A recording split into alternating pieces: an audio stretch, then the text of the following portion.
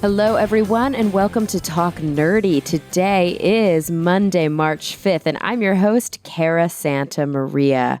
Guys, I want to thank a new sponsor for today's episode, and that is Waterline. This is a really important podcast that will teach you all about everything you needed to know about water, from the economic, the political, the social, the technological, even the environmental aspects of water all around the globe. Now, I recently listened to the episode called Water and Peace, all about hydropolitics. And I don't know, I really learned a lot just about the history of geopolitical conflict with water, but also from modern experts who, shared their insights.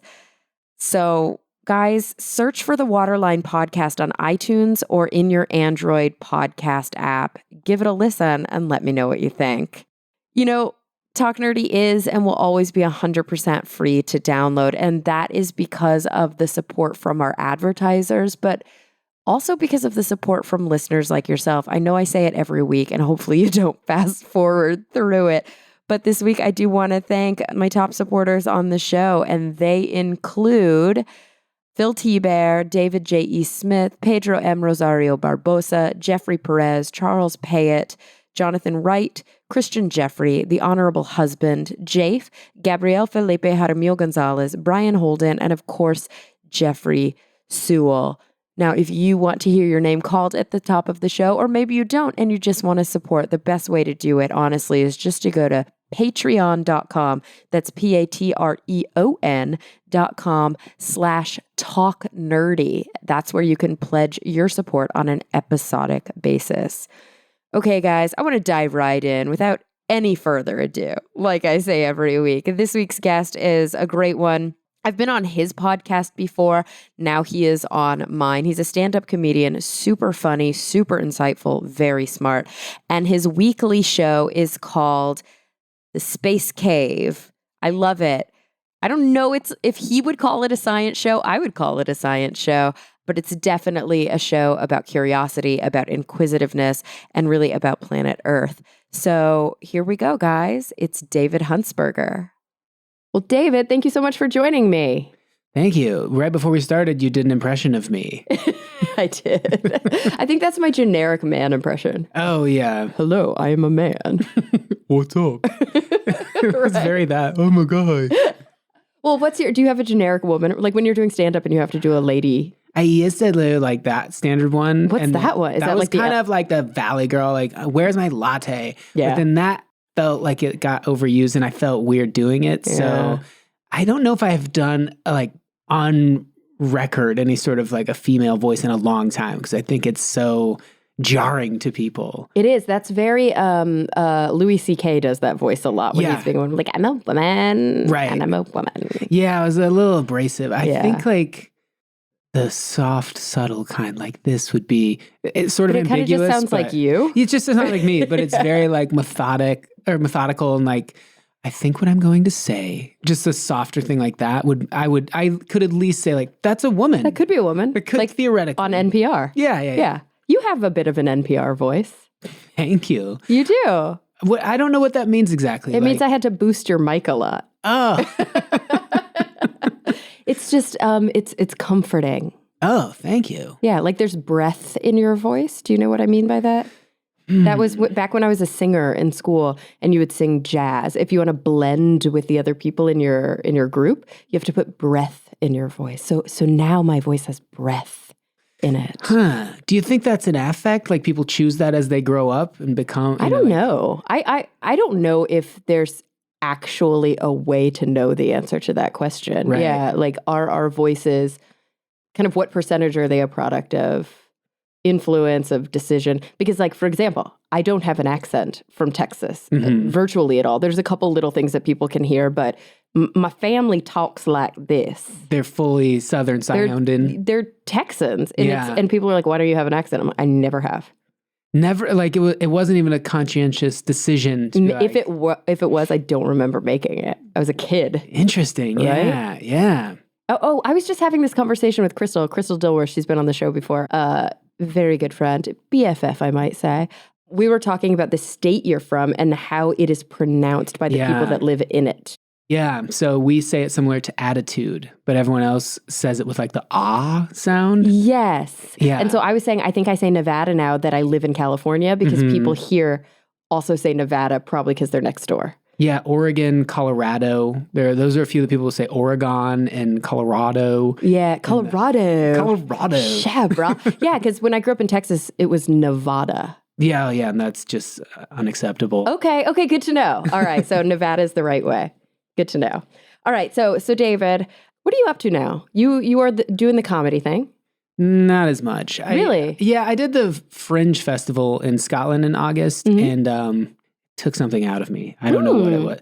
It's like it's weird when you live in just the planet in general. Everyone's sharing their opinion. You see it kind of ostensibly knowing it's there. Like, well, there's a lot of people that have a view on this. Or when you're in any field, entertainment of any kind. Like, I guess when you go audition and you see 30 people that look just like you, you're like, whoa, I am not too special.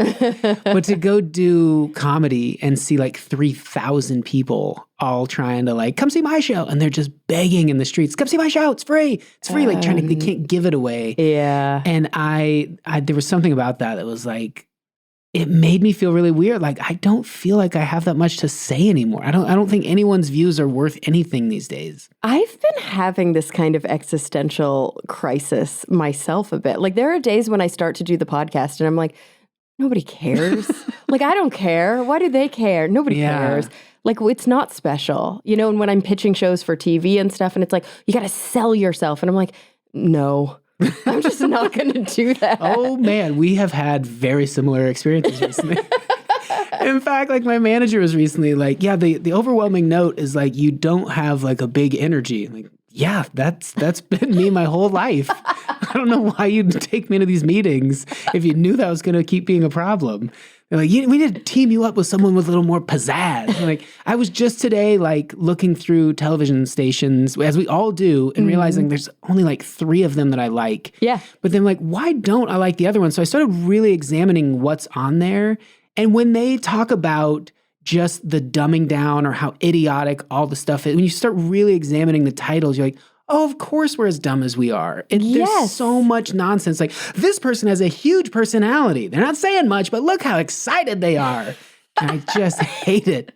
I actually did a talk in Australia and New Zealand late last year about American television in the age of Trump. I think it was like in the age of Trump because that made it catchy and people wanted to see it. But really it was like since I've been alive, this has been the problem. But it's getting worse, right? Yeah. And so I cited a few different things like Shark Week, like some of the issues with like the Megalodon documentary or like the mermaid. Do you remember how there's like a mermaid documentary on Discovery? And it was like, mermaids are real. And the people were like, yeah, there's totally mermaids in the ocean. And I was like, that's not good. And it's sad to me. Like, I'm working on a pitch for, this is so not something you should say publicly on a podcast, but I work a lot with National Geographic and I love working with National Geographic because in many ways I feel like they're kind of the last bastion. Yeah. And I'm working on a pitch and I'm talking to my friends about it and some people who have more expertise in that area and they're like, okay, but like sell this aspect of the dichotomy between the personalities and you've got to, and I'm like, I think I'm going to pitch this as the anti everything else that's on TV kind of show. I think there's some value in that. Like, someone asked me the other day, like something that I was on a podcast and they were like, what's overrated and what's underrated? And the underrated thing I said was this show called Detectorists on Netflix. It's a BBC show with Mackenzie Crook, who was Gareth on the original Office. The British Office. Yeah. And it's just this really slow-paced show that is, I love it. I think it's really funny and like the characters get a chance to exist and not have to like have a quip every 2 seconds. And I couldn't really explain what it was, but it was just that so it's a comedy, but it's slower. I think it's more of just like, it's just a story, but I find a lot of parts of it really funny. Like there's one where they wanted to form this, like go to an open mic and play music, these 2 main guys. They started working on stuff and then they realized pretty quickly that one of the dudes couldn't play unless he was sitting cross-legged on a pillow. Okay. So they like, when they go to the contest, they like set him up on this table. And they do it so subtly. You're like, that's such a silly, bizarre thing. I just love the way it was shot and the way it was done, like very understated.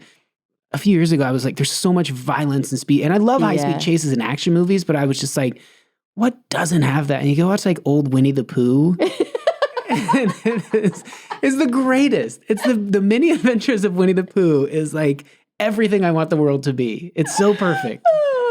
Is that on Netflix? Yeah. Can we just like download some Winnie the Pooh? Yeah. And it'll treat you just right. Like you'll find yourself being like, oh yeah, the world used to be kind of like this. You could read a book and you could just kind of sit outside and not worry that you like had to go somewhere or do something or be striving or achieving, or you could just kind of like, oh, this is very pleasant. I dig that. Have you ever seen, actually, hilariously, a friend of mine who is a showrunner, like he is the main producer who will like make a TV show, mostly in the reality genre, but like smarter reality. Like he did Queer Eye, the first one way back in the day. Okay. He was up to executive produce this show called Too Cute. Okay. Have you ever seen this show called Too Cute? Does it involve kittens and things of this nature? It does. Yeah, I've seen a little bit of Too Cute. he turned it down because he thought it would be embarrassing to be on his resume. And I was like, your full-time job could have been hanging out all day with puppies and kittens. Yeah. And like, I binge watched that show for weeks. It was literally just puppies and kittens crawling around on the ground. And it was my happy place. You need that. I feel like that's what everyone's like feeds or whatever are compiled of these days. Oh, like, you're right. I want to stay up to speed. That sucks. That sucks. Oh my God, this is terrible. Oh, that's adorable. Yes. And just moving on. Like it's never been more critical, I think, nowadays. Like, there are those little spikes, those little things that are still good. Yeah, my Instagram is definitely my friends, dead bodies. I weirdly follow a lot of pathologists, don't judge me, and puppies. Lots of puppies. It's dead bodies and puppies. Yeah, I try to not follow my friends because so many of them are comedians and I just hate it. I think maybe you need some new friends. I like to separate them. I like to have them in different places, but there's such like a weird societal demand of like, I followed you, why don't you follow me? I hate that. Because you post pictures of everything you see. There's no value to that to me. And it fills my thing up. I hate it. I follow I have some friends who are really incredible photographers. I have a lot of like science journalist friends. So cool parts of the world and pretty things I don't usually see, which is nice. My Instagram is totally boring. It's just my dog. That's like all I know how to post. We just got a new dog and I like hesitate to post stuff because we're all sharing. Like I like that Instagram is that. It's this vicarious way to just dip into your pocket and see how other people are living life, what they're creating, what they're seeing.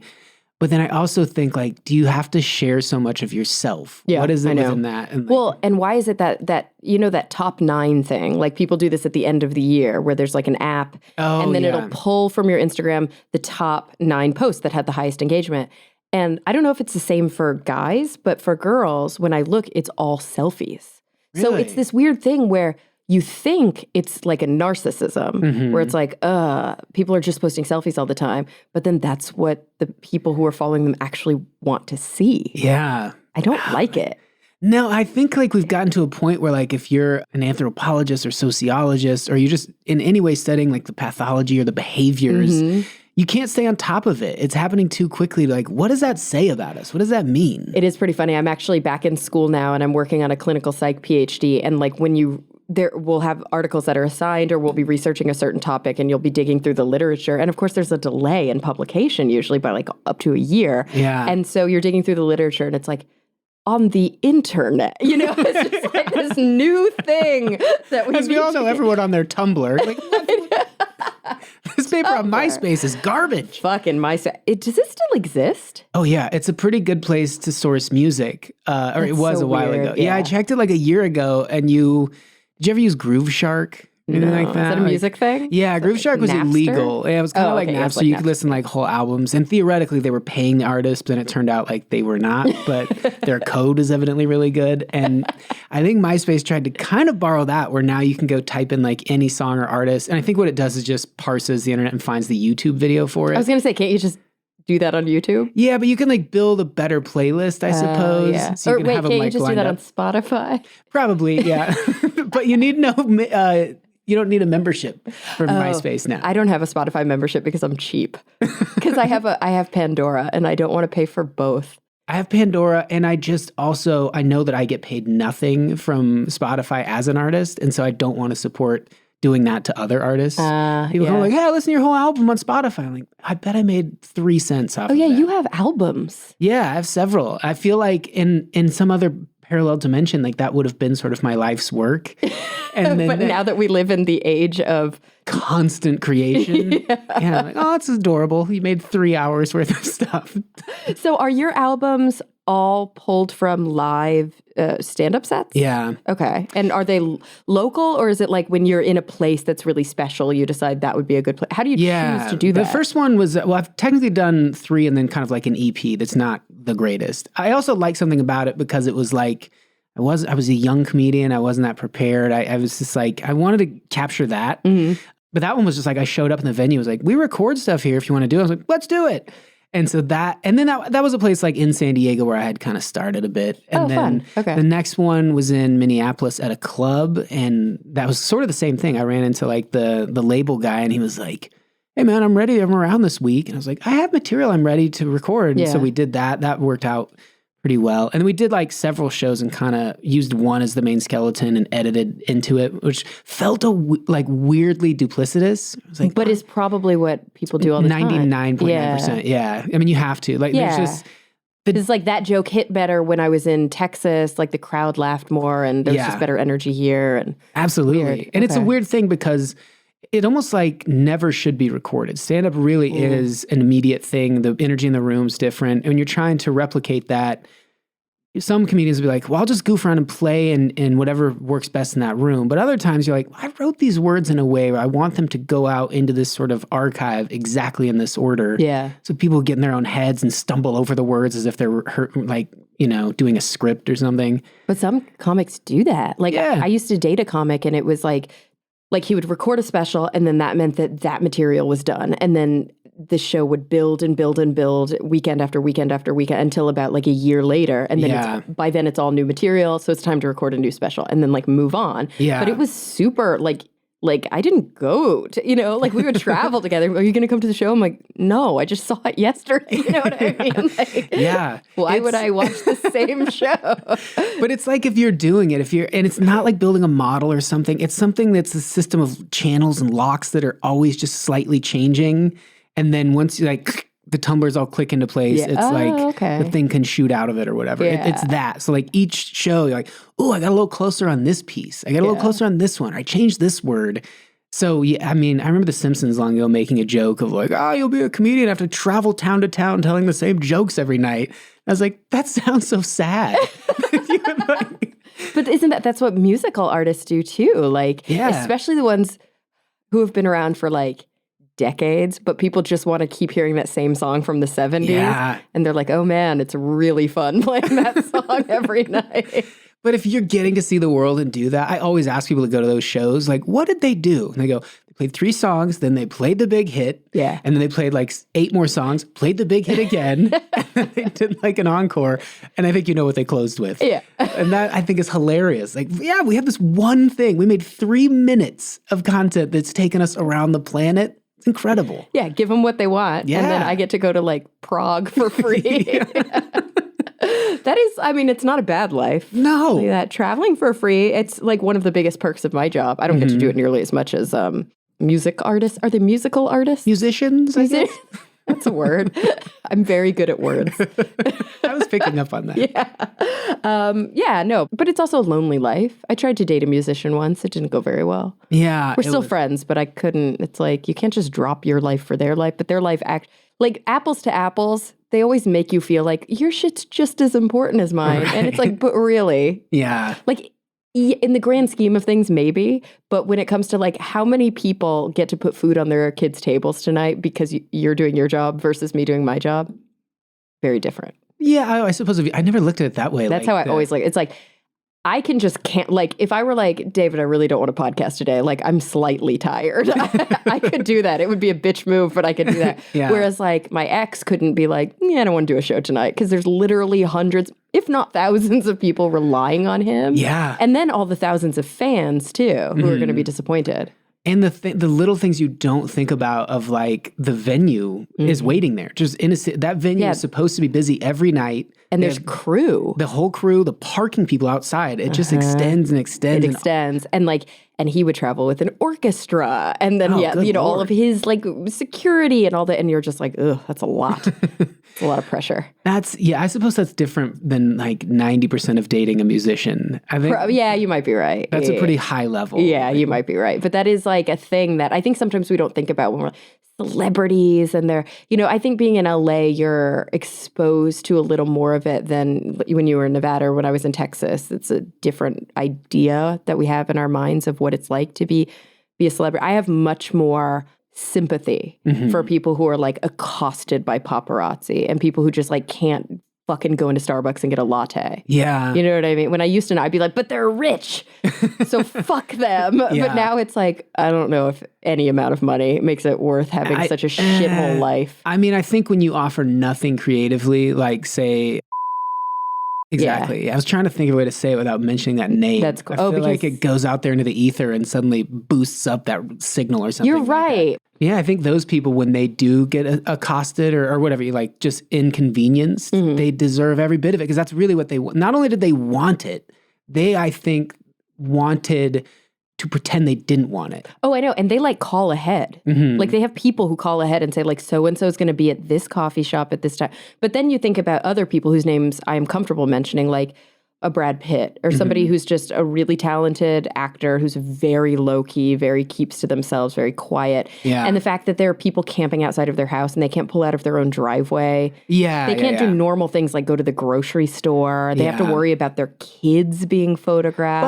But I would say this. I mean, this is a hindsight thing. And Brad Pitt's a good example of someone who's done like unbelievable work with like Plan B with rebuilding New Orleans and then bringing a lot more diversity to cinema. Yeah. And just by all accounts, like really a very productive and worthwhile life, aside from some of the stuff with his marriage recently and the children. Yeah. But like doing that, I think it counts for something. And you almost look at like the back end of it of like, oh, this is maybe the more worthwhile. You almost trade that for like, oh, it's neat to be a movie star and be famous. And that's what allowed this to happen. But I think those careers where people end up being behind the scenes and or like if you're a composer or something where people will flip out, they'll pay so much money to come see you, but you could walk out afterward on the street and virtually no one would recognize you. I've seen that before. It's super weird. I've been out to dinner before with like a very famous person who's visually very famous and then a director actually who's way more famous, like 10 times as rich, just so much more, but nobody knows what he looks like. Yeah, that's the And best. then you're like, and the paparazzi are like swarming, and they're just like, do.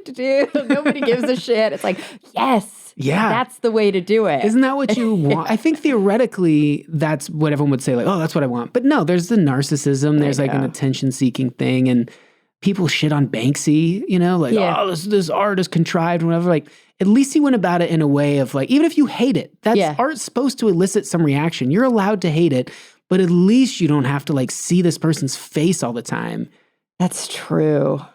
Yeah, because we are that culture, this like super indulgent kind of like we want, even like the hero. It's gotten to the point too where like the people who are considered like the heroes, you root for them to fail in a weird way, which is super gross. Very gross. And even if you're not rooting for that, when it starts to happen, you're never surprised. You're just kind of like, oh yeah, here it comes. Here comes the stuff. When you first started seeing I'm kind of sick of Jennifer Lawrence. You're like, yep, this is what happens. Like people just drag it down. I've had enough of her. Yeah, that's what we do. Yeah, and it's so sad because like she's a human being, but like in most people's eyes, it's like, no, she is a product for me to consume. It's like, oh yeah, but that's our culture. So what are you going back? Say it again for your PhD. What's clinical psychology? So how would that factor into what we were just talking about? Like the psychology of these people, or you're going to be in a clinic doing psychology? I have no idea. What were we just talking about?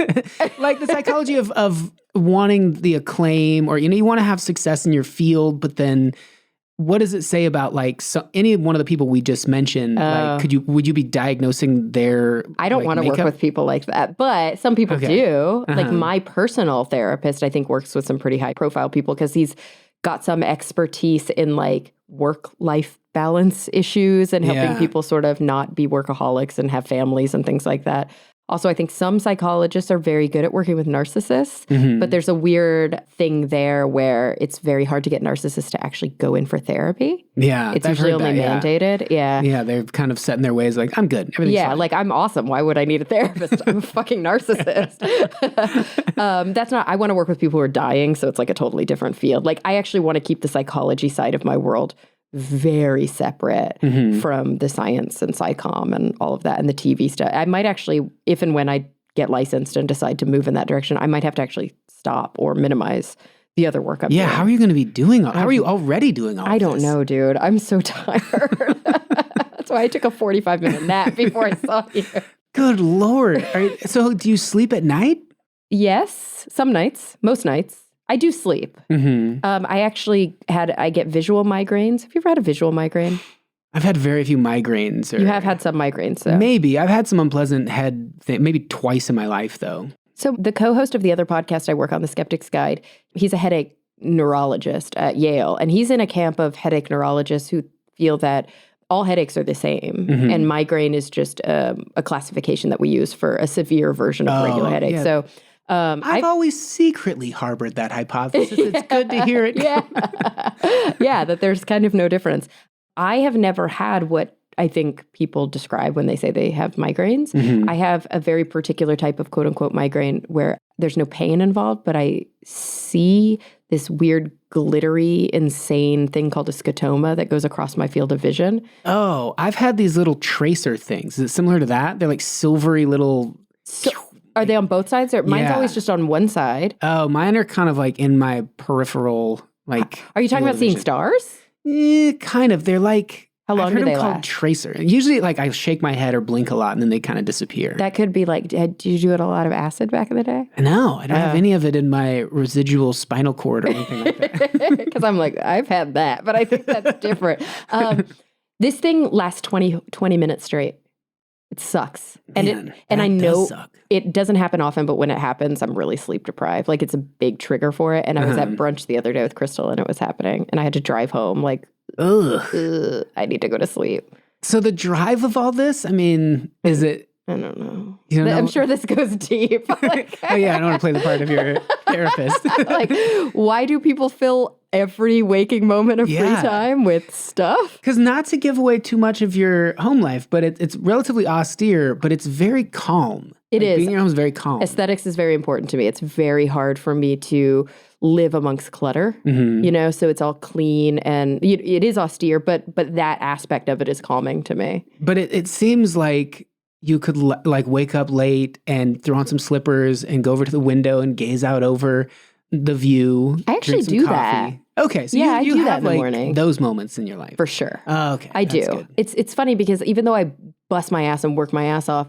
I think very similarly to you, am a freelancer and I work from home. So unless I'm on set, just like unless you're traveling and you're doing like there's no time constraints to think. There are due dates, but it's all do it on your own. You can do it in your pajamas. Like I'm wearing pants right now, but that's only because you're here. Like if you were a voice through the computer, I would definitely be pantsless. So that's like an ideal way to exist and live, is just pantsless. For me, yeah. What about you? It's funny. I feel like I have ratty ass old shorts or something like that I would wear. And that's like, ooh, I'd feel the same that you feel pantsless in those. Like, oh God, I hope no one shows up. I don't know why. Like you can be in ratty clothes, or I guess as a woman, it's maybe different if you open the door pantsless. Probably. But like to the Postmates guy, thanks for my noodles. You know that in England they call pants underwear? Yeah, I don't care for it. I don't care for it either. Knickers and pants. Yeah, it's and like trousers. Down to trousers are pants. Trousers are pants. And pants are underwear. Yeah. I don't care for it. It's very confusing. Yeah. That conversation was probably very confusing to the UK listeners. Yeah. Apologies, guys. Don't get your pants all in a twist. Hi-yo. So obviously you've been a comic for a long time. Is comic derogatory? I don't think so. Okay, comic and comedian are interchangeable. I feel like a lot of getting into comedy, people talk about these sort of things as if they're going to solve it. It's just a very like, well, a comedian is this, but a comic. And there really probably is some delineation. Like Conan O'Brien could be considered a comedian because he does comedy, but like to hit the road and travel and like check into shitty hotels and stay in these gross condos and perform in bizarre venues where people hate you. I think that is less derogatory, more like, yeah, you're a comic. Like, okay. Now you've become a comic. Yeah, like you've been in the shit. Yeah. Yeah, and you've been in the shit. I've done all that crap, yeah. And it didn't earn me any stripes. It didn't make me feel more accomplished. It just gave me a more like nihilistic view, or if not outright negative view of our culture. Like, ugh. This is us. That show title bothers me. Because I'm like, oh no, we're out there in the middle of Kansas in this gross beer bar saying the most heinous, I don't know. I'll get off track there. No, it's like This Is Us. I mean, today, we're recording this on February 22nd. I have no idea when this is going to air, but we're recording it on February 22nd. And today is only, how many days would that be? 6 days post the Florida shooting. Yeah. And I'm at brunch. Brunch is a common theme in my life. I'm at brunch and Trump is on TV talking about arming teachers. Yeah. This is us. Yeah, that's us. That's a good capsule of, and then being a comedian means that whatever day this is or they're on, like, especially when you go and you're like, and the dynamics have changed a little bit, but you would be like 3 comics, you know, the host, then there'd be a middle act. And typically when you're like working the road a lot, I was middling a lot. So I was all over. So you're going up, no one knows who you are. You have no bearing on their lives, but that's when you're doing the most comedy. So you have the most thoughts, you're writing the most, you're like, I feel like the best comedians right now are all middling all over the place all the time.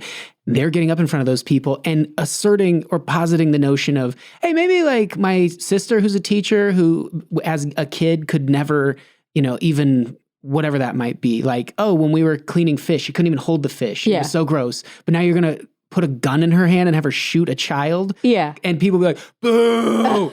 And that's us. That people in the crowd, oh, you liberal piece of shit. Keep your views to yourself. Like, I just don't want my sister to have to murder your stupid child.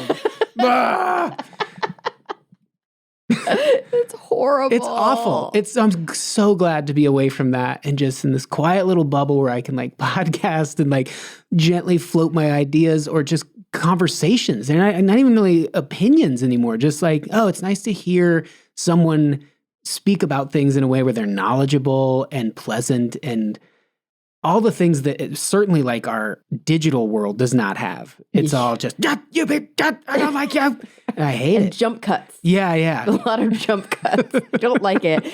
And you're right. Podcasting is this, because I do a lot in TV. And so it's the same, like, you have to just say something really cleanly and really concisely. And you better have an extreme opinion. And yeah. But I can talk to you for an hour and maybe not even say anything. And that's cool. There's something in that. I feel like there's something worthwhile in like, especially just our ability to see our human eyes, not through a screen, but just as like, you get a sense of people's mannerisms and feelings. Like I'm getting a sense that I could broach the subject of gun control with you and or our national parks and feel like you're not going to suddenly stand up and storm away or write the most heinous thing to me through pixels and not feel any attachment to it. Right? Yeah. Or like too much. Follow behind me in your car and yell obscenities at me. Have you ever done that before? I have the worst road rage. And you know, it's that separation, just like you're talking about. Like that's the example, right? Yeah. Pre-internet and now post-internet still. Like I hate people when they can't drive. Like I don't care anything about you are just dead to me if you're a bad driver. And I mean, I've literally had to be careful about, oh, I'm about to be at my meeting. Yeah. Like what if that person that I just flipped is like, oh, lovely to see you. I felt like there's some words coming out of your mouth. I could read them very definitively.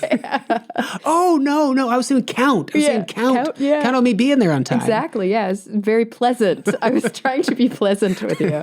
Oh my God. But yeah, it's weird how it's like a fundamental human thing that like the minute there's some sort of emotional separation, it's like you're not even human. Right. Like you're an object that I can just say fucking horrible things to. I think of traffic as such a weird, like, it's analogous to so many things in life, and yet it's its own separate world. Like, people driving where they almost go up on the curb because they want to turn right and all the and they'll get like inches away from the car next to them, but they'll slowly just keep going. I'm almost past you.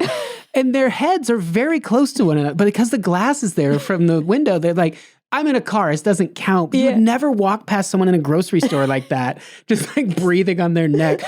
I'm not touching you, so you don't need to look at me. I'm going right past you. Like, traffic has so many things like that, and we just do, it's fine. There's windows here, and I'm in this little contraption. It's funny because I feel like in New York, people in like life are more like drivers everywhere else. And like you'll be at the like pharmacy and you're waiting in, you're buying your toothpaste or whatever and you're waiting and like the person in front of you go and then you're on your phone. Somebody's like, go! It's your turn. Like a honk, literally vocally honking. Oh shit, sorry. Or grabbing your cart and moving it out of the way. Yes. Oh, excuse me. Yeah, it's like, and some people love New York for that reason. It's real here. Like, I can kind of get that, but I wish there was just this in between of like, you can be calm and peaceful to one another and still be in a rage. Like a lot of times when I'm waving people through traffic, what they see is my hand going, come on. But outwardly I'm going, you piece of shit, come on, get through there. But I still feel like the deed itself is pleasant, but you're taking so long. Go, get through there. It's true. It's so true. So I was asking about, the time that you spent on the road, and now you're, I guess, committing more to podcasting, more gentle, calm lifestyle. But your podcast, historically, you were on Professor Blastoff, you do the Space Cave. Like, they have a science theme to them. And because I've only ever guessed it on yours, I've never really had the opportunity to ask, like, where did that come from? Like, what inspired that? What makes you want to keep doing it? Like, tell me about that. I feel like that pursuit of figuring it out is somewhat attainable. I also kind of like it. There's like that, I think it's a Feynman quote of like, if it's just peeling an onion and it's just more layers, I just like the pursuit of that. Yeah. And to be in a lab and examining the stars or whatever you're doing that has tangible results is not something I'm equipped to do. But to talk to those people and get some of their results or get their thoughts on it, I feel like that's available. And so that's it. I just want to know more stuff, not to like be a know-it-all at dinner parties. I just want to feel like there's some rhyme or reason to this, that something's going to make sense. It's just, and not from like a purely, there's no God, this is all an accident, the Big Bang, etc. But if that is the starting point, it's very bizarre to develop consciousness and be walking around and pretending like, you cut in front of me in traffic. And we like zero in on those sort of emotions, because then you don't have to let your mind wander off and be like, there's just infinite space outside of this. And we're such a little blip. And so I like to entertain that and let that come in and see if there's something there that could like become kind of an ethos, or maybe even like not a dogma, but something you're like, I think I know what it is. That's really like healthy. And also rare. Like, really? Yeah. I mean, I do think that there are people, I think probably people listening right now are like, They're like nodding furiously in their cars. It's like, I need to meet more people like that. Like, listen to his podcast. But I think that there is a large minority of people who have this drive and this need to kind of consume information that helps them answer these sort of existential questions. But I also know there's a famous study. It's not even a famous study. There's a study that Crystal and I always cite when we're talking about how scary meditation is. Yeah. And the idea of like just sitting alone with your thoughts is like really stressful. And there's this study where they gave people a survey about how likely they are to harm themselves. And of course, everybody scored really low on the survey. And then they put them in an empty room with nothing in the room except a machine that every time you touch it, it shocks you. And like on average across the board, most people just fucking shock themselves over and over when they sit in the room. Really? Just to feel something? Yeah, just because being alone with your own thoughts is like really stressful for a lot of people. I just feel like I was really lucky in certain sort of childhood things. And maybe it's my nature. I mean, I grew up around like open space for a certain few years, like on a cattle ranch, like way out of way. And I don't know if I like the desolation of that, and like subconsciously, like I was a kid, I was 3 when we left or something. And the rest was kind of on the outskirts as well. But, like neighbors and stuff, we'd have horses from time to time. And like, I would just come home and get off the bus and like saddle up I was like 10 to 12 and just ride out into the desert. And I really liked that. I mean, my parents would be kind of like, hey, this horse is not cheap. Like, we got to make sure you're riding it. So I was like sort of compelled to do it. And I also liked it. But I mean, I'd be out there in the snow, like just a kid by myself out in the, foothills and stuff. And I liked it. I liked hearing like the horse breathe or like, animals in the distance, or you need to hear stuff like cars going by not too far away and stuff. But then later I worked for this ranch where I would be like way out in the middle of nowhere all by myself and for hours, just like listening to hoofs clop against the ground or hooves. And there was something about that. You just, at some point you can't shock yourself. You just have to like give into it. And I miss that now. I don't really have that now. And so maybe it's like an attempt to get back to that of like, we're so inundated with all these extra things and external sort of like stimuli. Yeah. And it's just too much. So I feel like it's such a challenge for us to get back to a place of like sitting quietly, listening to each other without checking our phones or looking over someone's shoulder, or if there's a screen on, it's just like catnip to us. And maybe that's just me personally, but. Do you ever go camping? No, I don't like it. I don't know why. I was going to say, you need to camp more. It's such a great thing for like, if you live in LA, to get out and camp. Well, I go up in the mountains once a year. So yeah, I guess I do kind of camp. But we have like this old cabin that like my great-grandfather built. And so that's cool. Yeah, I feel really lucky to have that as well. It feels like very bougie to me. And yet if you saw it, you'd be like, it's like a little rock hut. But to me, it's just so foreign. It's such a weird thing to have. So wait, why do you hate camping? I'm so confused. Because I think that most of the things we do are us trying to pretend that it's this other thing. Like, oh, come on, we'll take the butane torches out and we'll set up, and we'll hike our food up into a tree and it'll save it from the bears and we'll really be feeling something. Like, it's on schedule. Everything's on schedule. And but when is the last time you actually did camp? Like that way? Like or just anyway? In a tent? Like, yeah, in a tent. Yeah. It's been a while. That is the sound of a tent. That was really good. And I went up and over. You did. It wasn't just people couldn't see that. We camp periodically. Mostly for me as an excuse to bring the telescope to a place where you can see shit because we live in LA. Yeah, and there's so much light pollution. Mm-hmm. So it is sort of all around being able to stargaze late at night. But I don't know. I like it because there is no schedule. It's like you cannot sleep in because the sun is way too bright. Yeah. And then you eat food. Yeah. And then the next scheduled thing is eating food. Oh, so beyond the telescope, it's just kind of like, let's just stroll around. Yeah, maybe. like we'll go to Joshua Tree and it's like, okay, do you want to take a walk or do you want to try and climb up to the top of that rock? Yeah, let's climb up to the top of that rock. And then be like, this feels dangerous. I don't want to do this anymore. But yeah, I try not to do anything. You do have to plan around meals because it's like we have to get the fire going before it gets pitch black. And then we put on the headlamps and then it's all the bugs. Like you have to plan certain things about eating. But it's kind of nice that like making food takes 3 fucking hours for some reason. And everybody's involved in it and helping out. And I don't know. No, you're right. I do need that in my life. It's good. And you can get big groups. Like I like to go with like 20 people. And then like, I don't know. And then you do dumb shit like play charades. Like things you never do at home because you have the internet. Yeah. You know what I mean? So yeah, that's true. I don't know. Whenever there's something that feels like, let's all do this to take our minds off, I'm just a poor sport. I think I just get like, oh God, can't we just sit there? Does everything have to be filled up? I'm just such a poor sport. But all of that sounds really appealing. Yeah, just sitting around the fire, playing with the dog. Yeah. And just like sleeping in a tent. I don't know. I like it. Yeah, I do like that. It's good. And you feel like when it's hot, like it feels hot. And you have to do things like put on sunscreen or like take off the layers because it's hot. And then at night it gets very cold. And you're like, this nature is cold. I must protect myself from the cold. You can't just like turn on the fucking, AC or the heat. Yeah. Have you ever chopped down a tree? No. That's one of those I don't know why it's not referenced more as like, you should do it. Because people go like, but it's a tree. Like, just find one that's on its way out to begin with. But if you can get through it with an axe, there's such a weird human feeling to that. Like that ties to all this primitiveness and like simplicity of like focusing on the task at hand. And it's a really interesting feeling when it falls over. You're like, whoa, I did that. Yeah, it's but then you're strange. like, fuck, now I have to like cut it up into smaller pieces.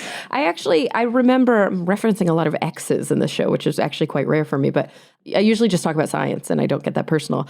But I remember an ex of mine, when his dogs would die, like while we were dating, he lost a couple dogs, and he would bury it in like the hills behind his house. And it was like brutal.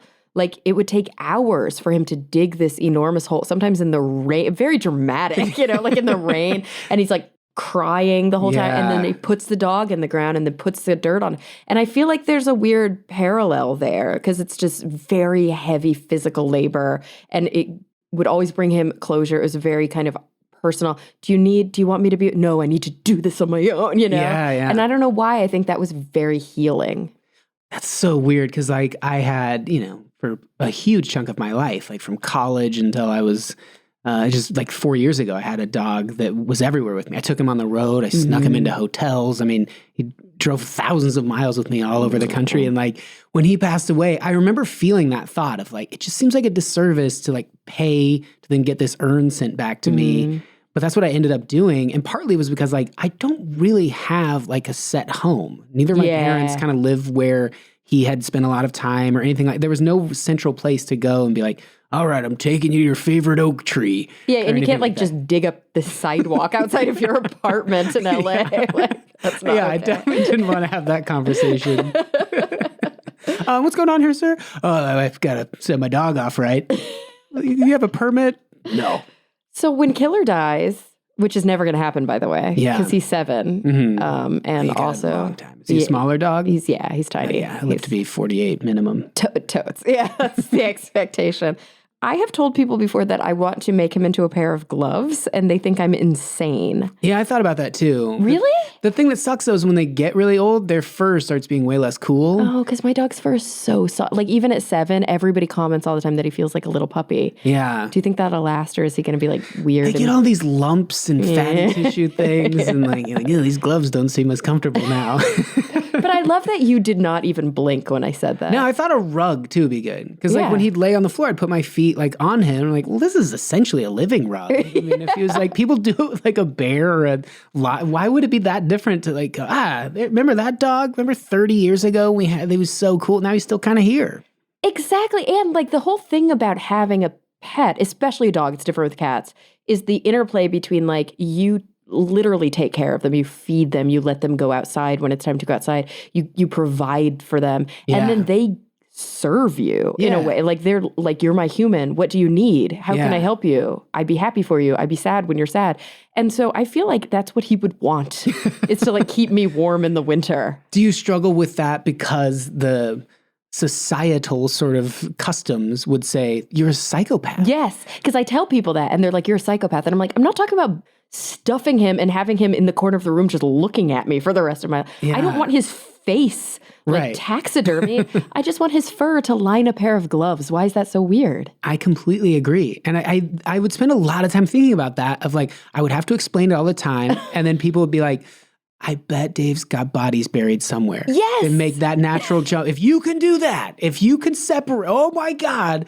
Like it seems so much harsher to me to just leave your animal laying in a facility somewhere and like, all right, you guys take it, throw it in an incinerator somewhere and send me the remains. That's somehow more polite. We do that with people. Ugh, Isn't that like we don't, when like grandma's gone, we're like, get her out of here. Like we don't want to be near, ugh, she's dead. Yeah. Ugh, she's all dead now. Yeah. Ugh, get that out of here. And it's so weird. Like, very few other cultures treat the dead like that. Yeah. Like it's like this literal taboo, this like toxic, horrible thing that we have to like immediately remove from our prep. Like I'm feeling a slight discomfort. Get it away. I know.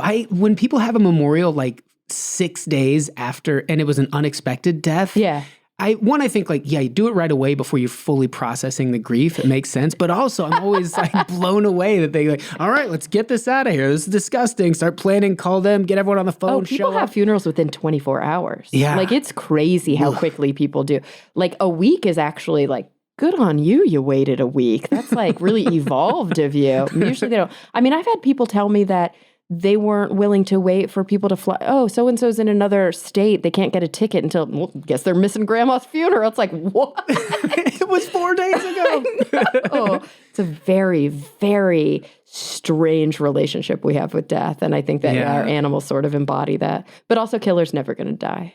Yeah, ever. you definitely... I'm not in denial at all. But I also think that acceptance... I mean, if we're on this planet and seeing all the cycles and knowing these lifespans and the existential nature of like... I think a lot of my last stand-up stuff, I haven't released it yet, but all the stuff I did at the Fringe was a lot about like entering into these physical forms, and the deals we're making potentially to do that were really just my way of accepting what it is, that dogs don't get to live as long, or that we slaughter every bovine, all the cattle. And then we just eat it. Devour them. Yeah. But like, I started thinking of it from the point of like, if you did enter into Earth, maybe that's part of it, to go and be like, I want to go for X amount of time. Like, you can be a rat. I want to go a little longer. How about a monkey? I want to go, and you start like... because like I'm an atheist and I'm like, this is all bullshit. But if it worked and you actually could like choose. Yeah. Like, you know, like there was like a checklist or like a sign up sheet. Yeah. And then you were like, and then maybe you re-upped each time and you would choose something different each time.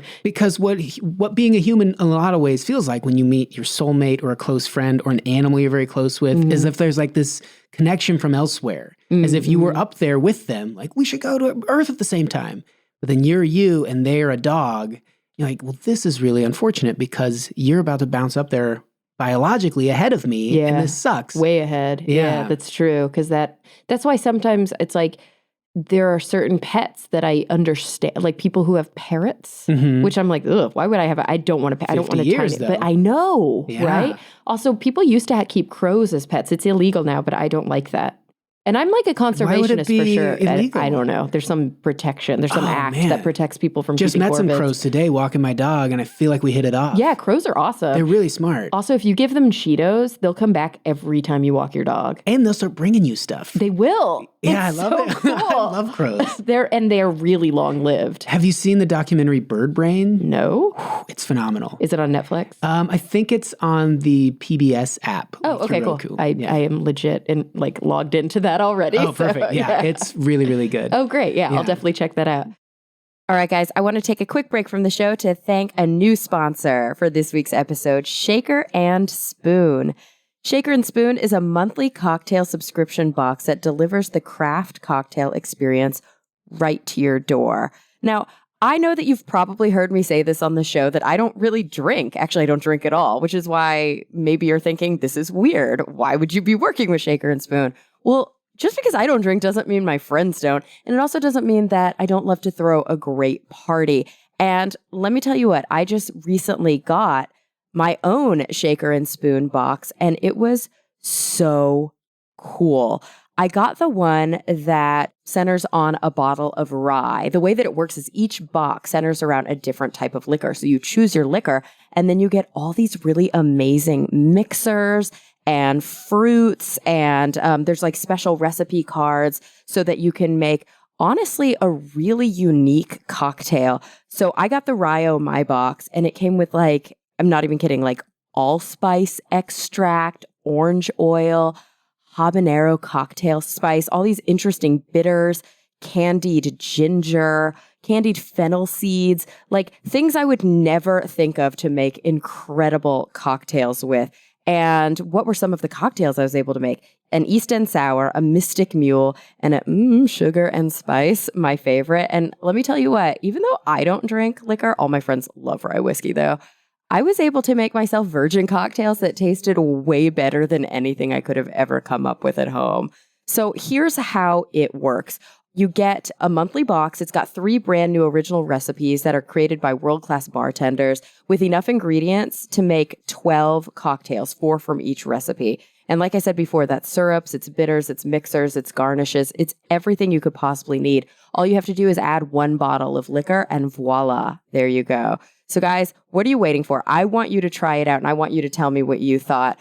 Just go to shakerandspoon.com and use the offer code NERDY for $20 off. Once again, that's the offer code NERDY for $20 off at shakerandspoon.com. All right, guys, let's get back to the show. So do you watch a lot of nerdy documentaries? I watch a lot of documentaries. I don't know that all of them are nerdy, but I try to like be up to speed. I mean, I feel like they're all very valuable and maybe they are propaganda. I typically tend to like trust Noam Chomsky, and I just think he's a well-educated individual. But then someone could go, oh, you idiot, you fell for it. I don't know. I watched 13th. I really like that. Yeah, it was good. I feel like, yeah, I mean, when things seem to have sort of a tangible, factual thing about I trust it. I mean, I know someone could say like, well, you're seeing it through this lens. I go, all right. The bird brain is beautiful because you're watching the birds physically do it. Like, I know birds are doing it. Even if they were coached, the fact that a bird could learn to be coached, it's amazing. It's still really cool. And it's like we see them do cool shit all the time. Like if you actually just sit, like you can be in a city and there's like pigeons everywhere doing weird shit and you just watch them for a while. You're like, that was fucking awesome. It's a really smart bird. Yeah. Like, yeah, you see birds do cool moves. You're like, I like sitting and watching a bird that found something in the middle of the road and it knows the middle of the road is dangerous, but it'll like hop out there and look around, work at it as long as it possibly can. Like, shit. Take off. Just sit there and wait for it. All right, traffic's clearing up, waddle back out. Way smarter than a 3-year-old. Yeah. Yeah. Way smarter. And even like our dogs. You watch Bird Brains, you're like, my dog couldn't figure that out. No. There's no way. My dog's actually not very bright, but he makes up for it in cuteness. Yeah. Which is good. Have you seen the documentary Inequality for All? Yeah, yeah. Okay, I love Robert Reich. Yeah, so I was shooting in San Francisco a couple weeks ago, and it was right during the State of the Union, whenever that was, a month ago maybe now. And we were driving back from our location, the DP and me and the producer, and we were like, we should turn it on. And then we were all getting like angry and like almost crying. And, you know, he did the thing with the like heroin addicted mom and the savior military guy who like adopted it. It was terrible. And I was like, oh. And then I got back to my hotel and Robert Reich was sitting in the lobby of my hotel. Nice. And I like... Did his little feet touch the floor? He was very small. And he was like, I was like, oh my God, you're in the lobby. I like fangirled. I've never done that. I was like, you're in the lobby of my hotel. And he was like, yeah, hi, I'm Bob. And I was like, I know you're Bob. And he was like, I'm the doorman. And I was like, no, you're not. No, you're not. And I thanked him for being a voice of reason. And I was like, I'm sorry. I'm just really depressed because we were just listening to the State of the Union and blah, blah, blah. And I think he finally was like, she knows who I am. And so he like put his hand on my shoulder and was like, we'll get through this. Nice. He's like, it's a rough time, but we'll get through it. And then I tweeted and I tagged him in it. And then he fucking liked it and followed me back. No way. Oh, man, I'm so jealous of you. And I was like, this is the greatest day of my life. That's the fame, though, like we were talking about earlier. That's where you want to be, where you make a difference to people, where they only know you if they have sought out something that has some value to it. Yeah, because no one else in that hotel knew the fuck who this guy was. He was just like sitting here on this bench. Yeah. Yeah. So we started talking earlier about like you feel like reticent sometimes to put stuff out in the world. Like, and I was listening to this I bring this up all the time, but I was listening to this interview one time and this girl was like this young singer-songwriter and she'd gotten a start from a bunch of musicians. I think she was originally from Tennessee and she'd made her way to like Nashville, then, or maybe from New Orleans. Anyway, I don't remember her whole story, but they were like, is it weird now that you're starting to become someone that people like look up to? Yeah. That, you know, you're a big deal to them. They look forward to you putting out new music. And she goes, we all need those little twinkle twinkles. She goes, I need them. And she said that so genuinely and like so sweet, like, I need them.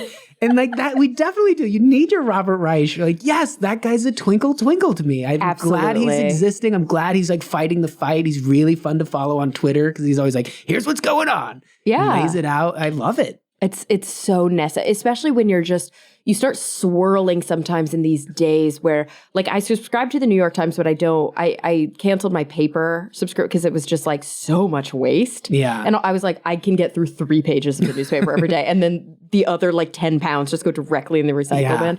So I just do the digital one now. And every morning when you're subscribed to the New York Times, you get your daily briefing and I scan it, you know, and then if there's anything that I'm like, I want to read more about that, I'll read it. But otherwise it's like, okay, this is the news that's like important that just hit the press. And it all sucks. Yeah. It's all so depressing. Yeah. And you're right. You're scrolling your Twitter feed and to have these people, even if they're talking about the same depressing things that are like hopeful and solution oriented and sort of just this voice of like, I'm not adrift in a sea of crazy. Yeah. Because there are days where I feel like there is no one sane who's left on this planet. Absolutely. I mean, the recent thing, again, like of guns going into teachers' hands in classrooms, that is the most insane, like just the thought that we're entertaining it is too much to take. The thought that our own president is it's like, and I feel like we shouldn't even have to do this, but let's just break this down for a second. Yeah. Your sister, who is a teacher, can't hold a dead fish. One of the most gentle souls you'll ever meet. Yeah, she's not going to hold a fucking Glock. Right. Our teachers are severely underpaid, first of all. Right. They have to buy their own crayons and glue. Like, what now?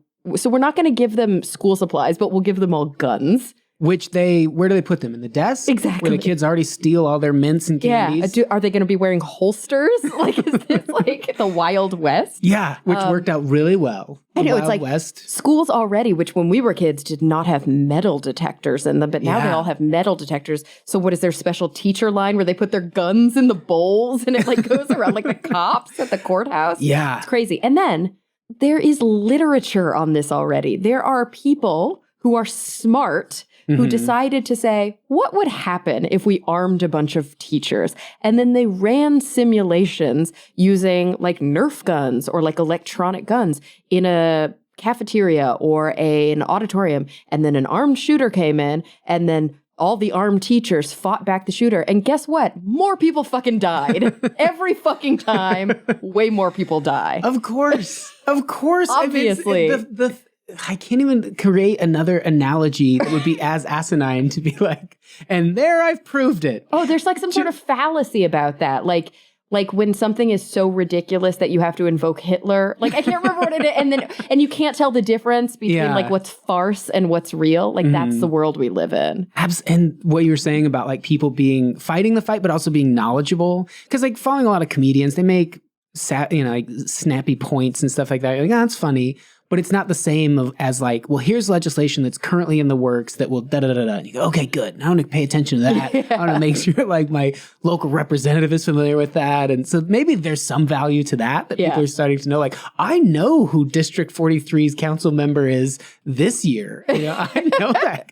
Are we in the same district? Are you Schiff? I'm in, 34. Yeah, we're really lucky. I know. I call every time, like, I'd like you to fight net neutrality, like, way ahead of you. Yeah, I was going to say, I don't even feel like I have to call the dude. Like, he's, like, I call with some recommendations. He's like, have you thought about, oh, yeah, that's a way better idea.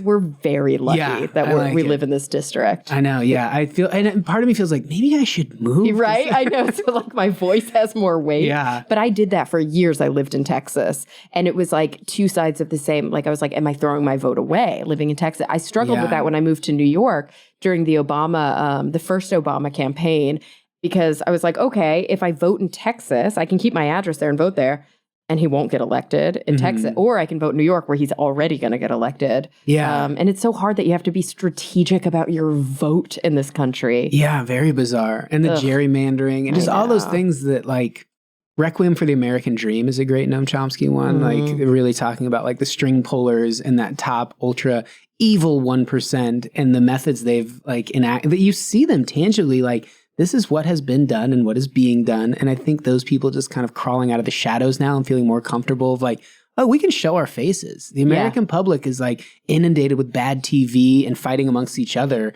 We can just slide in the back door here and start pulling strings directly. And that's how it feels to be a part of it and go like, but maybe, history has always had, I heard, was it Mussolini that they hung upside down in the street for a few days? I don't know. Someone was telling me this a while ago and I was like getting all excited, like, oh, eventually things right themselves. Well, that's the thing. It's so weird when you can literally look somebody in the face and be like, what you're saying is legit on the wrong side of history. And they're like, it's cool. I don't care. Like, how does Trump not? I mean, he knows it. He's not a moron. Right. I mean, he's a moronic smart guy. You know what I Plays mean? Into like, it, yeah. But there are things where like he has to know when he's like literally falling asleep at night that like, oh yeah, I'm going to go down in history as like one of the bad guys. He probably waved goodbye to this long ago, but there's still a part of me that hopes like, he'll go, look at you. Your civic engagement is at an all-time high. You're familiar with all these things. You realize how our democracy works. And this was difficult for me, but I was playing a character the whole time. He would be immortalized in the halls of every improv studio in the world.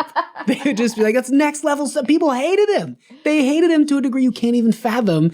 And even more bizarrely, the followers just glommed on, and the things they believed were unsettlingly, they were so passionate about it. You could not wrap your mind around it. Like if he said, whatever, blank, certain followers be like, yeah, it turns, I do hate that I know how to read. You're right. Oh my God. And it would be like a Black Mirror episode because all of us would be like, what? Like it would take a long time for us to come around. You know, it's like when people ask me as an atheist, well, what if God just appeared to you one day? I would be like, I mean, I would talk to my shrink about it a lot before I decided whether or not this was real. You know? So you wouldn't engage God? Like God's just walking next to you like, hello, if you have 2 seconds, you just go right to my therapist. I just kind of be like, I don't know, is this a hallucination? I can't wrap my head. Eventually I would come around because that's what it means to be a good scientist. But it would be hard at the beginning. Yeah. I wouldn't believe him.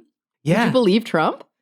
Oh, if he said I was playing the character thing, especially if it was like the impeachment things were starting to heat up and all these indictments and the flipping and like, guys, I was kidding. I did all this. That's funny. Yours would be the first tweet though. It would be, I knew it. See timestamp 1 hour and 28 seconds. Amazing. Oh my God, we've been talking for an hour, Dave. I want to know about your favorite like guests that you've had on your show. I want to know, like, what are some of the choosing a favorite child? You don't have to. Okay, some of the most fun things you've talked about, like, because obviously, I think.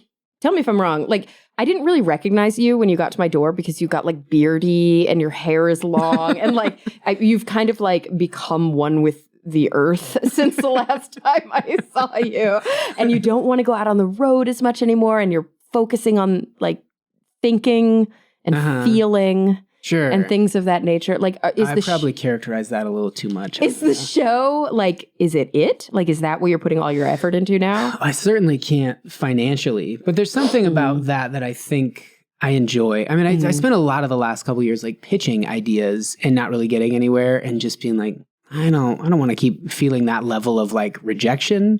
So making something that I really like and get to do is, I mean, I feel really lucky to be able to do that. And it's awesome, right? It's fantastic. And the people that I've through, whether it's like JPL or Caltech or, you know, like you and Crystal, I mean, getting to chat with people like we were just talking about, knowing that like the world is not this isolating place where you feel, yeah, maybe I'm all alone in this. It's really nice. So yeah, I love that. I really want to continue to do that. I mean, as far as like a certain guest that pops out, I can't really pick one. There've been so many. Is there like a topic in science that because like, did you ever study science in school? I studied civil engineering. Okay. And then I got like a minor in math. So I was really into math. So you've got the math and like probably some more like Newtonian physics kind of a little training bit. And stuff. Yeah. So is that like when people talk about physics, are you like, whoa, that's really, because it is called the space cave. Yeah. Is that the aspect of science that you're most drawn to, or is it really just broad?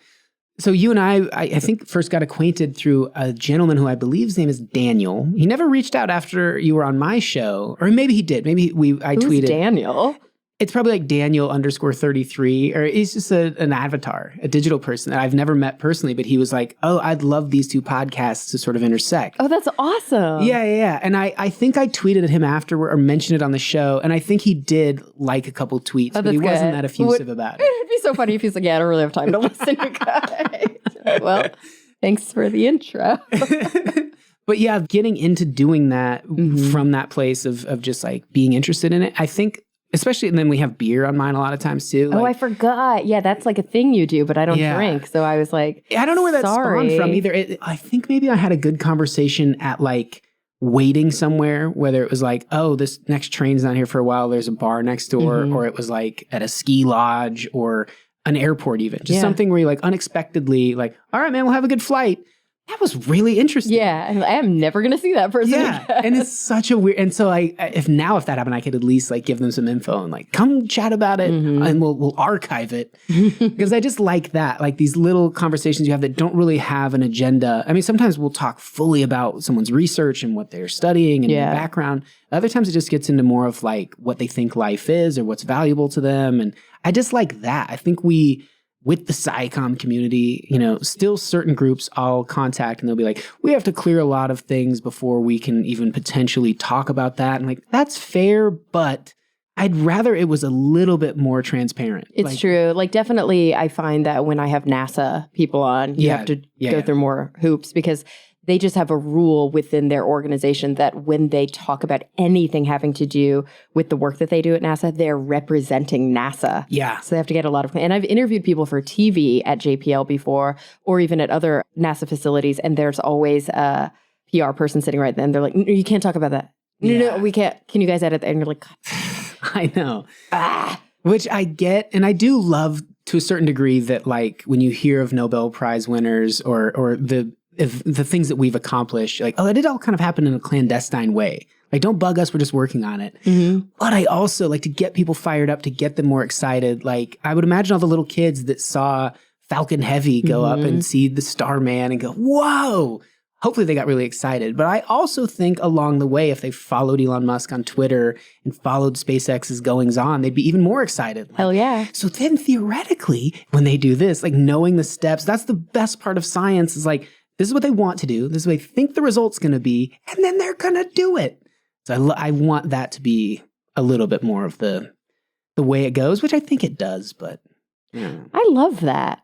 And I love that you have this passion for talking about it with people, because I do think that sometimes even this show can get, I try really hard to, I just started 5 sentences and never finished that.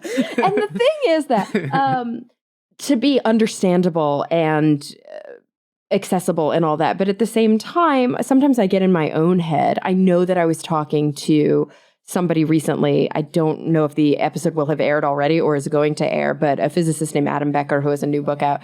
And we started talking about philosophical monism and deism. Mm-hmm. Didn't define it. Just kept talking about it as if everybody listening would know what we were talking about. Yeah, I don't know those words. Yeah, well, because fucking people just don't. Why would they if they've never taken? But I literally, we're deism so was like in a it. god? Like, oh, sorry. Monism and dualism. Did I say deism? I meant dualism. Okay. Yeah, so whether you believe, and most modern philosophers are monists, meaning that the mind and the brain are two sides of the same coin, but there are historical philosophers and some modern philosophers who still hold that like mind and spirit and soul is like a separate entity from the brain, that it's, and so that's kind of that, the modern neuroscience, whatever. But didn't define it, just kept talking about it at this level where I'm sure people were like, fuck you. Like, I don't even know what you're talking about. But sometimes that can be fun to listen in on. I mean, I get a kick out of like sitting next to two people like, I don't know most of these words. But at the same time, I do worry that maybe my show is narrow to some extent. Like I try to put up, do you have like listener surveys on your website? No, and it's, I would say, the densest collection of introverts the world's ever seen. I have a great survey. I can give you that if you're interested, because people will take it. Really? Even if you just put it on your website, because they're like bored. It's awesome. And they'll take, I have like 700 people who have taken my survey, and you can figure out like, oh, okay, so this is like the average age and of the people, like my listenership is 80% male, which bums me out, you guys. Like, what the fuck? Tell your female friends to listen to the goddamn show. I don't get it. Yeah. But then you'll know if they have kids, and you'll know what kinds of jobs that they do. And it's really interesting to me to know, like, do most of the people who listen to the show study science? Or are they like, I don't really give a shit about science. I just think that, like, it's fun. I don't know. Yeah. I mean, we got a lot of interaction on Professor Blastoff, and I feel like it was a lot of science people, because they would write in and be like, we had a lot of our listeners on the show. Yeah, it was that's such cool. an easy way to like source guests. But also fun too, because like they knew kind of the silliness they were getting. Sometimes people would come in and not know, and then there'd be all these weird, bizarre things happening. They'd be like, I thought we were just going to chat about my research, my whole life's work. No, that's secondary. Tell me how hoppy this beer is. No. But there were a lot of artists. Like, so there were some really? scientists, but there were a lot of artists as well, like animators and illustrators and people like that. And people that have jobs who like really, a lot of monotony to it and need something to kind of like take their mind away. Oh, yeah, because that's the thing too. Like, it's not a random sample. People, like, I don't listen to podcasts. Right. I don't have like, you don't either. That's so because a lot of podcasters are podcast fanatic. Yeah. And when people are like, what are your favorite podcasts? I'm like, I'm terrible. Like, I'm literally hiding my face. I don't listen to podcasts. It doesn't work for me. Right. Like when I'm on the elliptical, I need visual stimulation. That's when I watch sitcoms. And when I'm in my car, I listen to classical music, because we talked about the road rage thing already. Like I need something to calm me down. Yeah. I also, if you haven't noticed, fucking talk too much. And if I were to listen to other people having a conversation, it would be fucking frustrating that I couldn't like... chime in. It's just not my way. Until they invent interactive podcasts. Exactly. Fuck that noise until I can be a part of it. No, but there are people who listen to podcasts because of the nature of their work. Yeah. And I forget about that. Mm-hmm. It happens sometimes on the show where I'll be like, if you're pipetting pH buffer right now, and then I'll get tweets where I'm fucking pipetting pH buffer. That's so cool. I don't know I knew a pipette. I know what that means.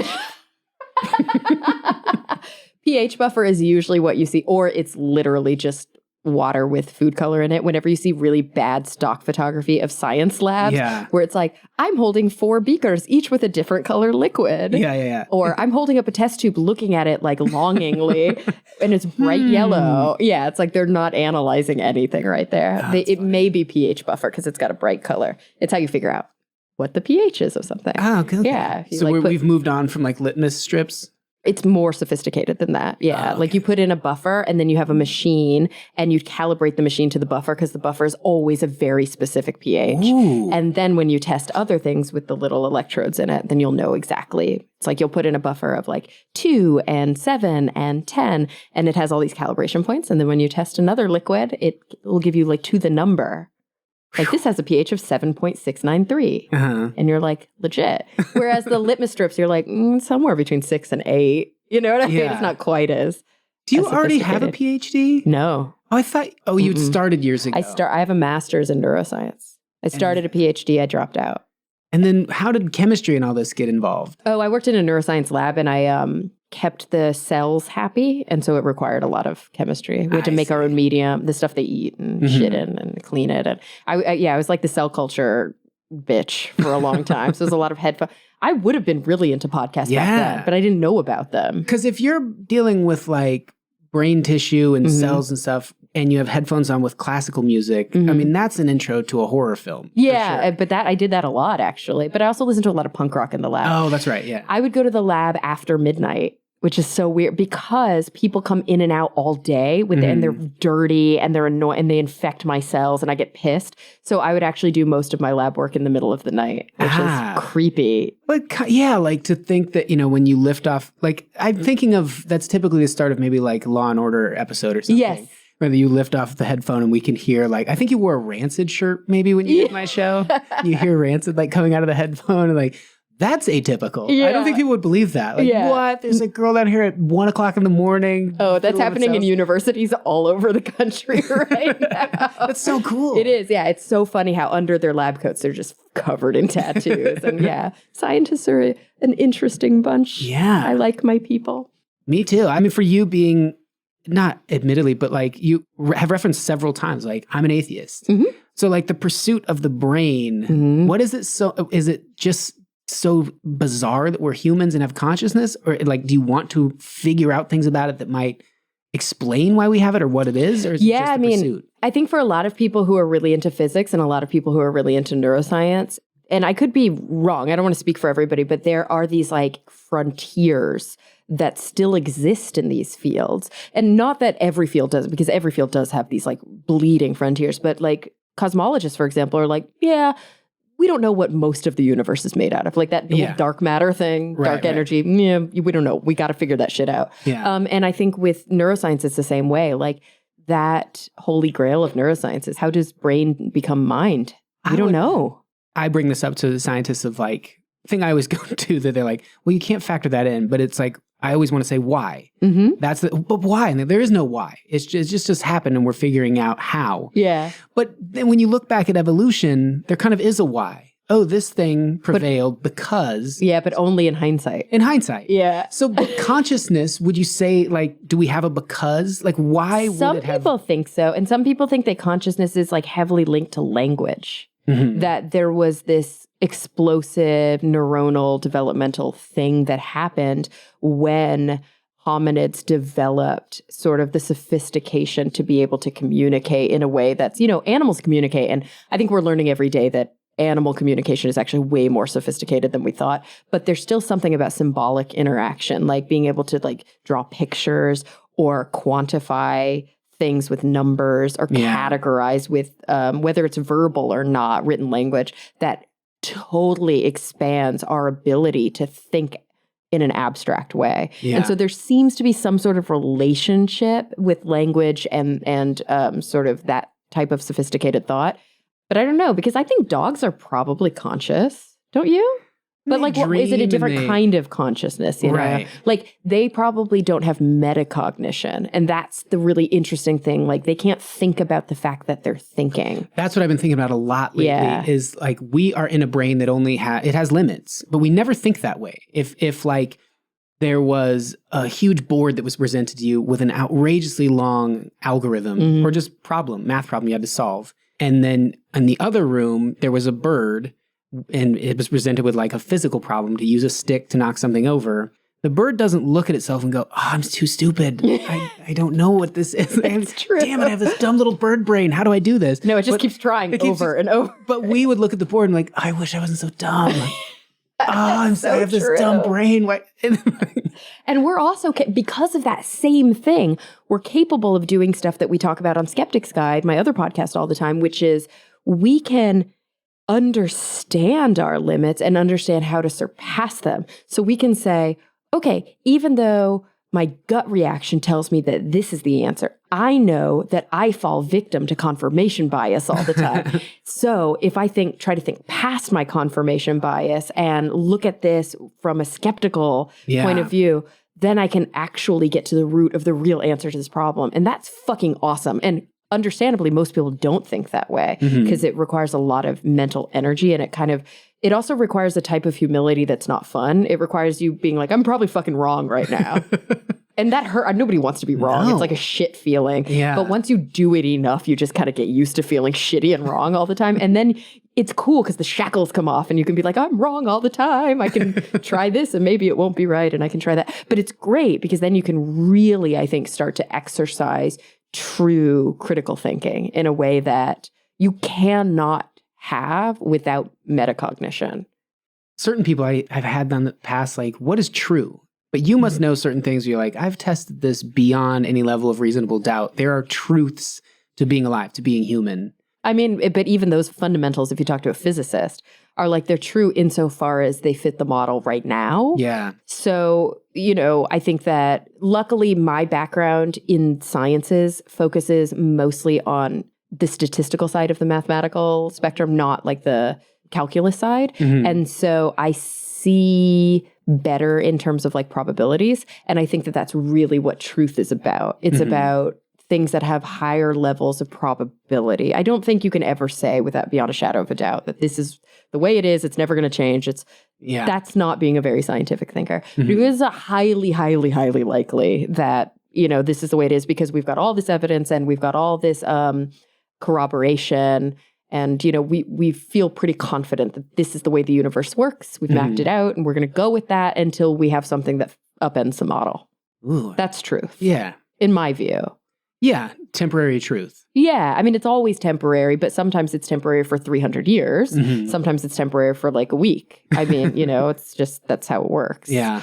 And it's cool to think that way. Because I think then you lose all of that bullshit that a lot of people have about how like scientists are too materialistic and they're too up their own asses. And why can't they just admit that there's love and passion and mean? And you're like, what the fuck are you talking about? Like, science just means that we've got a pretty good idea about things and that when we get a better one, we'll fucking shift over to that. That's how I've always thought about it. But you have a sophisticated understanding of science. A lot of people don't. They don't know that that's what science is. Yeah, that's true. They think that science is like literally people going like, I'm right and you're wrong and God is stupid. That's not science. Like, that doesn't make any sense.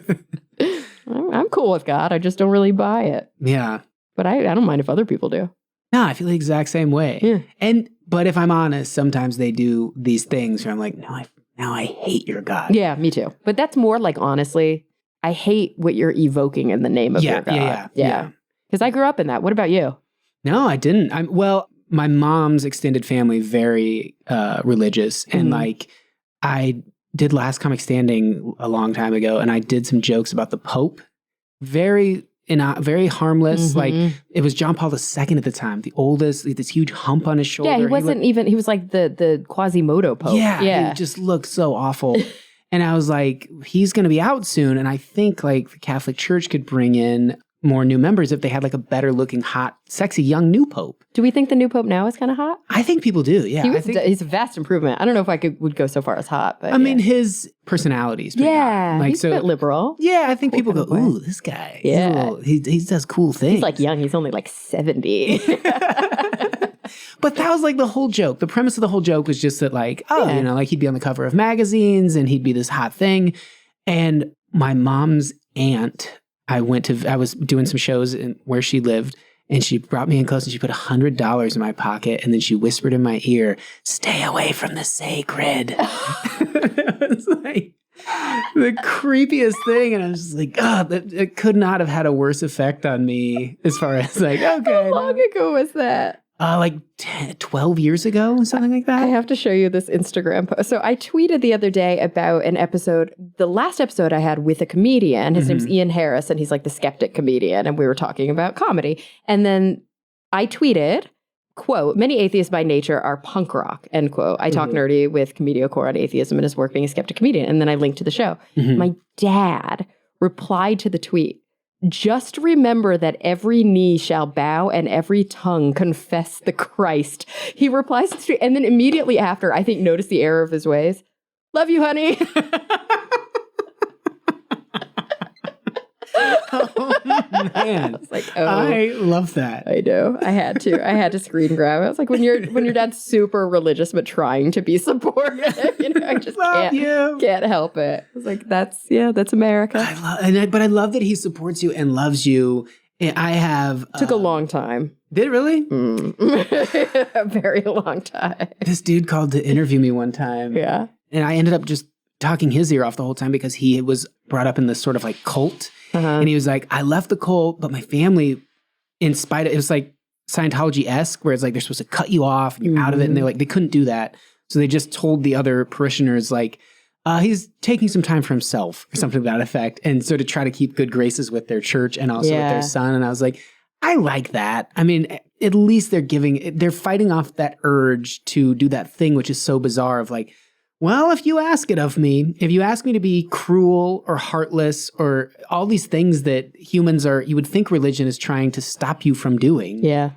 Oh, man. I know. It's gross. It's real gross. And it's nice to see when people, like we were just talking about how, you know, believe what you want to believe. I could give a shit. It doesn't affect me until it affects me. Then I'm going to be pissed. Yeah. And like how people evoke the Lord's name to do horrible things. You see the flip side of that where people where people rise up against what the expectation is of being a gross person. Like, oh, but religion might require that you. And they're like, fuck that. Like, religion is personal to me. I'm not going to ever desert my child. Yeah, exactly. It's super cool. You'll see these ultra Christy people who are like, yeah, my kid's gay. Get over it. Yeah. You can't touch my relationship with my kids. And I'm like, that's good on you. Yeah, I have a friend and her son has sort of prohibited her from seeing her granddaughter because she's gay. And nothing makes me more angry than that. It's just so cruel and heartless and spineless and hiding behind this book and just being like, I want you to get into the kingdom of heaven. So until you're not gay, not much I can do. I can't hate anything more than that. And part of the reason I get so upset by it is because when you really do take a step back, like big back, like you were talking about this very cosmic perspective, like being out in nature and like observing and experiencing how grand things really are, this existential view of things. And you're like, really? Like you're pissy because this person is like got this one quirk that you find weird and don't understand because it makes you go, ew. Yeah. Or it makes you like be like, but a penis goes in a vagina. And then I'm thinking about penises and penises touching and it's freaking me out. You know, it's like, why? And you know, all those people who are like extra spiteful and awful about it, it like speaks to some sort of deep insecurity in themselves. They're like, but I like it when you kind of get towards my butt when we're, oh fuck, maybe I'm gay. You know, it's like this really weird thing. That Ohio guy, the representative, or he was a state congressman or something like that was caught having sex with a man in his office. And I don't know why I didn't do this. Like 10 years ago, I just wanted to start a website dedicated to those stories. Yeah, because there's so many of them. Every year, every few months there's one. And of course it plays to that, like the tighter you clutch to it and wring it out and go like, but I'm not, but I just hate it. All right, let me just put this one in my mouth. Exactly. They go, what was I so upset about?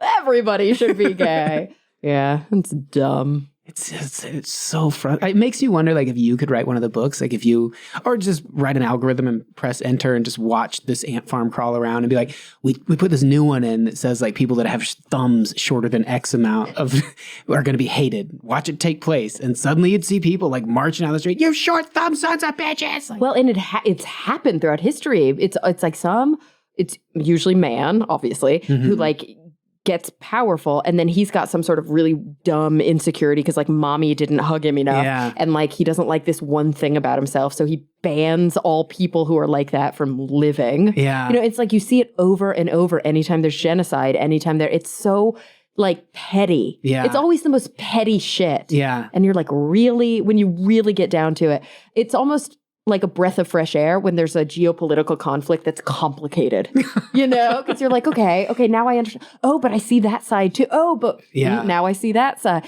But when it's so simple and so petty and just so like juvenile, I just get mad, like as a woman, that's, I think when you see women be like, women ruled the world.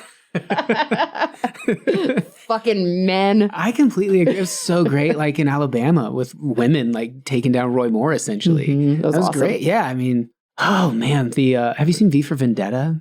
Yes, that's the what's her name when she shaved her head. The worst accent. She really doesn't help that film with that accent, but it's a good character. I don't know why they just didn't let her be an American, but because there's no reason. There's no reason. It's just so silly. Maybe people just don't buy it. Like Americans, they're too patriotic. That would never work. One line written into the script. I'm studying abroad. Got it. Moving ahead. There you go. But they had to. Maybe she just wanted to show off her chops or something because she is a great actress. Yeah. But man, that one. But the movie itself it ties into a lot of those things, and like it's so apropos to the current state of things. I should rewatch that actually. I'd never seen it, and no one really prepped me. There's like, this is good, but they didn't say. Like, there's a soliloquy this dude gives within it where you're just like, oh, this could not be more appropriate to what's happening right now. But that's what everybody's saying about Handmaid's Tale, and I'm still scared to watch it because I think it's going to freak me out, like at the depths of my soul. And also, oh my God, we've been talking for a long time. I'm going to let you go soon. But also, speaking of movies and good movies that are like really relevant, but also movies that I hated. Have you watched all the Oscar movies this year? I've seen probably 4 of them. Depends on which. I haven't seen The Shape of Water, and I haven't seen Lady Bird yet. I haven't seen Lady Bird yet. I need to watch that. I hated The Shape of Water. Oh, really? Like with a burning passion. Maybe we'll revisit this later. I really didn't care for The Phantom Thread. I haven't watched it yet. I love Paul Thomas Anderson, but it was... I don't think it was the best year. I don't know. Either. And I read all of these reviews of these movies and they're like, they're layered and deep. And I'm like, no, people are just stupid. Yeah. This movie was not layered. This movie was not deep. It was not good. It was just not a good movie. And I don't understand what's happening in the world. I liked Get Out and The Big Sick. Get Out was great. Big Sick was great. I think 3 Billboards was great. I think I, Tonya was fine. I haven't seen I, Tonya. The acting 3 Billboards was just... It was really fucking racist. Yeah. Like in a way that made me uncomfortable. Yeah, there's just too much stuff too with like the racism. I don't know. I don't want to get into film too much, but it was the whole like the really violent scene and then everyone just carries on. It's a bit, but you know what? I didn't get any context before I started watching that movie. And about 45 minutes in, I realized that it was a dark comedy. I was like, oh yeah, it's like Fargo. Oh, this movie's great. But at first I was like, this is so weird. What am I watching? Yeah. And once I accepted that aspect of it, I got into it more. I enjoyed it when I was watching. I definitely enjoyed it. But then when I saw it was like being hailed as this unbelievable thing. Well, that's what I'm saying. I think the standards are off. You know how like, it's a bummer that the awards are all based on what else was out that year because there are years where things got totally snubbed that were incredible. And then there are years where just like Crash. Yeah. I know. Yeah. Last year when, and I liked La La Land, but I always felt like it should have existed in this kind of cult classic realm. Well, that shouldn't have fucking It shouldn't have been an Oscar movie. But then, what's the one with Amy Adams and Jake Gyllenhaal? Well, Arrival was Amy Adams. That one got snubbed, or she got snubbed. She got snubbed for that. But the other one, I don't know. I didn't see the other one. Oh, it's something at night, Night Figure, Night Creature. Oh, I'll watch it. Yeah, it's Crawler. No, it's not Nightcrawler. But that's Jake Gyllenhaal too, right? Yeah. This one's mostly like Amy Adams is the star. Oh, well, I fucking love her. I'm gonna watch this movie. Yeah. I'll send you the link. It is. I loved it. I thought it was so overlooked. I thought it was one of the best movies. Yeah, I never even heard of it, so it was pretty overlooked. Yeah. Wow. And yeah, Arrival. for sure got snubbed. I love that movie. I did a whole episode with Phil Plait because he was a science advisor on it. We talked all about it. Oh, yeah. He so works good. on Bill Nye when I was there. I want to get him on my show. Wait, you were on Bill Nye? I did warm up for Bill Nye on the first season. And I was a not correspondent on the second season. Yeah. I saw on the no, you did a panel thing in the first season. I was a guest in a panel on the first season, and then they hired me to be a correspondent. Nice. So I did 2 episodes, but they haven't aired yet. Oh, cool. They'll be out later this year. Nice. That's so fun. Damn, we just missed each other. Ships in the night. We need to hang out more. Yeah. You're fun. Thanks. So are you. Yeah. All right. So, I end every episode with the same 2 questions. Okay. We got deep a little. I think these will be good questions. I'm definitely interested to hear your responses of them. Okay. Think about the future. Okay. I saw your leather shoes and I thought they were my dog for a second. And I was like, oh, yeah, he's not here. He's at the groomers. Okay. Think about the future and think about whatever context is relevant to you right now, like where you are in your head with your life, with like global issues, whatever you want. It can be big. It can be small. Yeah.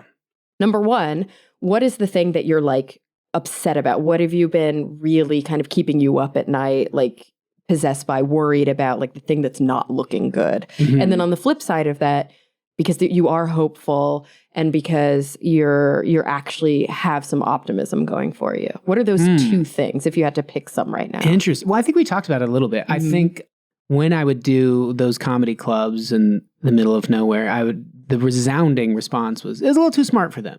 Mm-hmm. And it bothered me that was something that would be, can't sell enough nachos if the crowd's not really, head over heels belly laughing. So I think in the current state of things, it makes me feel a little skeptical about the future of thought out comedy, if that makes any sense. Yeah. But then the thing that gives me hope is what we talked about as well, is like it's so vast, and the ability these days to like, whether it's through podcasts or whatever, to carve out a little niche. I think that gives me some hope that like, you can just kind of keep doing stuff, and theoretically it should gain some momentum at some point. You and I think you're right. We have like a niche. Mm-hmm. Niche. I don't like niche. Niche? Like niche is trying too hard. It's like vase, right? Yeah, it is. Yeah. It is exactly like vase. So yeah, I think you and I, we have a niche with our show that like people who like it. And maybe, we'll gain more slowly but surely. It's like sometimes I'll be like, oh, I should market more. Yeah. But then also I talk to people, how do I get more people to download? And they're like, you need to have celebrities. And I'm like, well, I don't want to do that. Yeah, exactly. So I guess I just won't have that many people listen to my show. I live in a world constrained by my own stubbornness. Yeah. I know the answers to a lot of things and I refuse. When I get told something like that, like just get some influencers, get some celebrities. Like I'd rather, and then whatever terrible thing is there, I just can't do it. I'm the same way. It's like, I do a smart show. I don't have dumb people on my show. Like, give me a smart celebrity who's doing something really cool and smart. Like, well, talk to them. But like, I'm not going to seek them out because they're famous. Yeah, absolutely. Fuck that. Fuck that indeed. Yes. And on that note, thank you so much for joining me. Thank you very much. This was delightful. Good to see you again. You too. So much fun. And guys, listen to the Space Cave. Download it. Subscribe. All those things. Oh, yeah. And everybody listening, thank you for coming back week after week. I'm really looking forward to the next time we all get together to talk nerdy.